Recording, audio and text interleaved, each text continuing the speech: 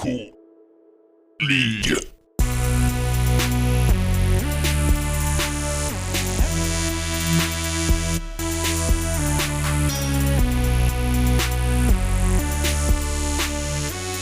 Scène 7, sans titre, car c'est une scène assez banale. Bon, eh bien, salut la compagnie. Vous me reconnaissez? Eh oui, je suis de retour.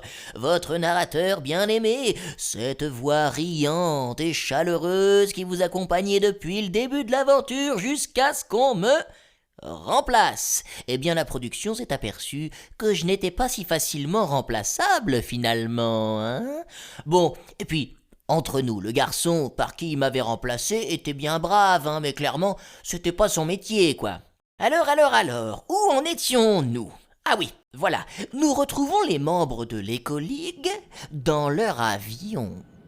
Non, mais attends, ce que je veux dire, c'est que finalement, c'était pas si compliqué. Parce que ce Rasputin, là, c'était surtout un mec très malin, limite un imposteur. En fait, c'était rien d'autre qu'un vieil ordi soviétique contrôlé par un mec. Ben ouais, et heureusement d'ailleurs, parce que si ça avait été de la technologie informatique dernier cri, je pense vraiment pas qu'on aurait pu en sortir vivant. Je suis désolé pour toi, ma patate. Je sais que tu aurais fait pareil pour lui. Ouais, j'aurais fait pareil pour lui. J'aurais fait pareil pour toi. Bon, les bisous, c'est bien. Allez, on avance. Alors, je vous passe le détail des discussions dans l'avion, hein. On commence à en avoir l'habitude, hein. John Eudes félicite l'équipe, blablabla. Ils se congratulent mutuellement. Bon, ça va, hein. La Terre n'est pas encore sauvée, les enfants, au boulot. Bon. Alors, passons donc à John Eudes, qui transmet les nouvelles directives à son équipe. Votre périple touche à sa fin. Le moment est décisif. Nous devons nous attaquer au dirigeant le plus retors qui nous reste à éliminer.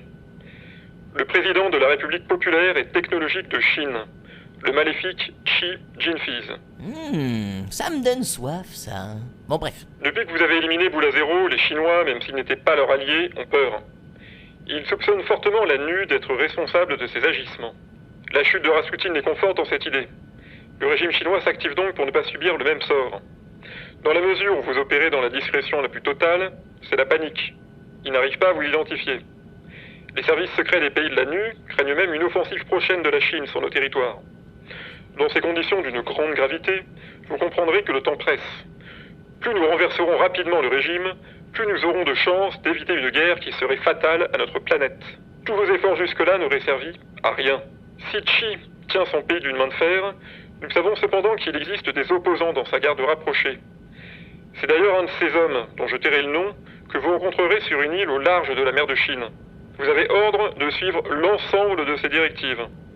Infiltrer ce pays sera autrement plus complexe que ce que vous avez accompli jusque-là.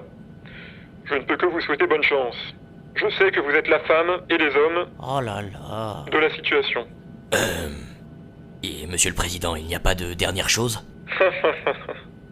Non, PM. Pas cette fois. Pas cette fois. Je le savais. Fin de la scène.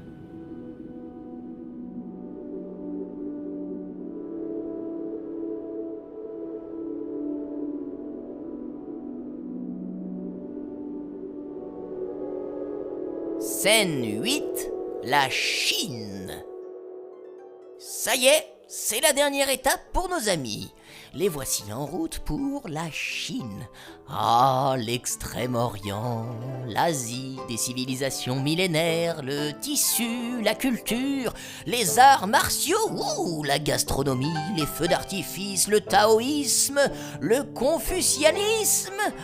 Bon, foin de cliché, la Chine de 2164 est semblable à celle que vous connaissez, en plus technologique, plus contrôlée, plus fermée. Oui, c'est possible, et surtout, plus grande. Et oui, car au XXIe siècle, ce qu'on appelle la Chine regroupe en fait toute l'Asie du Sud-Est actuelle. À la suite d'une succession de guerres, la première puissance mondiale a en effet absorbé Taïwan, les deux Corées, le Japon, etc., etc. La Chine, désormais, c'est l'Asie. Pratique pour les deux du fond, là, qui qualifient systématiquement tout ce qui est asiatique de chinois. Enfin bon, Si elle n'a plus de débouchés sur le marché américain, puisqu'il n'y a plus de marché américain, la Chine continue d'exporter massivement ses produits et ses matières premières vers l'Europe et vers l'Afrique. Elle est de très loin le premier pollueur du globe et a transformé un bon tiers de son territoire en décharge géante dans laquelle sont déversés quotidiennement tous les déchets produits par son industrie florissante. Réjouissant, n'est-ce pas ? Nos héros n'auront pas pour le moment l'occasion de découvrir cet envers du décor peu reluisant. Ils se rendent en effet sur une toute petite île de l'archipel d'Okinawa, territoire anciennement japonais, maintenant chinois, si vous avez suivi. Waouh, ça a l'air beau, dis donc! C'est assez paradisiaque en effet. C'est étrange. J'aperçois une sorte de comité d'accueil. Mais on devait pas arriver de manière discrète ? Bah si. Destination en approche. Présence de nombreux humains détectés. Discrétion impossible. L'atterrissage est-il maintenu? Je ne savais pas ça. Oui, atterrissage maintenu. Les enfants, restez sur vos gardes. Il y a un truc qui cloche. L'avion écologique amorce sa descente. À mesure qu'il se rapproche du sol, les membres de l'écoligue commencent à discerner ce qui ressemble à une fanfare militaire. Attroupés en rang, une cinquantaine de soldats se tiennent, on peut dire se tient, on sait pas en fait. Bref, se tiennent au garde à vous. Positionnés devant eux, deux hommes fixent l'avion alors qu'il atterrit. Les portes s'ouvrent, nos héros commencent à sortir. Je crois apercevoir le président Xi Jinping et John Eudes. Ah, chers amis, bienvenue en Chine. Président ? Bah qu'est-ce qu'il fait là, lui? Que quoi là ? Hein ? L'équipage n'a pas encore eu le temps d'exprimer toute sa surprise que 5 soldats surgissent derrière eux et les électrocutent avec une sorte de lance. Nos amis se figent, tétanisés et tombent violemment par terre. Ils sont attachés. Oh, Chippy attaché.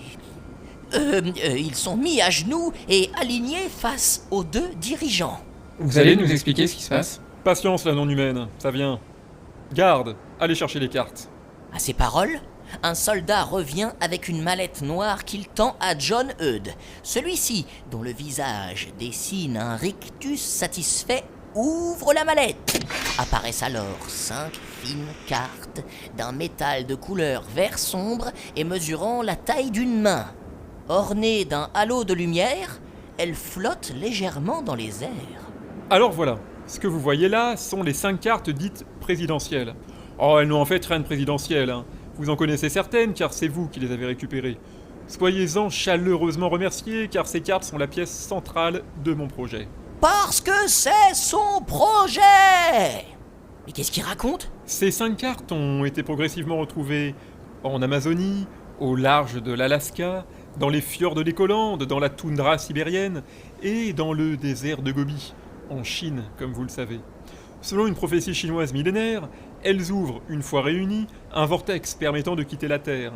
Ce portail est mentionné dans plusieurs livres antiques chinois. Elles sont composées d'un matériau introuvable sur notre planète. On soupçonne que ce métal provient de la planète sur laquelle le portail permet de se rendre. Planète qui nous est inconnue, mais sur laquelle nous comptons bien nous rendre. Non mais attends, ils savent même pas vers où le portail mène. Ils sont complètement cinglés. Dites-moi le geek, on vous entend beaucoup. Bref, je reprends. Avec mon ami Xi, que je connais depuis l'enfance. Bonjour. Nous allons partir avec une vingtaine de Chinois et une vingtaine de Scandinaves que nous avons sélectionnés spécialement pour leur profil génétique. Notre optique est de créer une nouvelle civilisation sur notre future planète. Attendez, si vous aviez déjà en main 3 cartes, pourquoi avez-vous eu besoin de nous pour récupérer les autres? Vous ne pouviez pas le faire vous-même, avec vos amis? Eh bien, figurez-vous que nous ne voulions pas éveiller les soupçons. Logique. Les 3 premières cartes étaient disséminées en pleine nature. Grâce à des expéditions que la Chine mène depuis une vingtaine d'années, elles ont pu être retrouvées. Pour les 2 autres cartes, c'était plus difficile, car des dirigeants les avaient déjà récupérées. Certes, Boula Zero et Rasputin ne savaient pas à quoi elles servaient réellement, mais ils représentaient un vrai danger. Nous devions donc, en plus de leur dérober leurs cartes, les supprimer. Boula Zero était un homme stupide. Il se servait seulement de sa carte comme d'un pendentif attaché autour de son cou.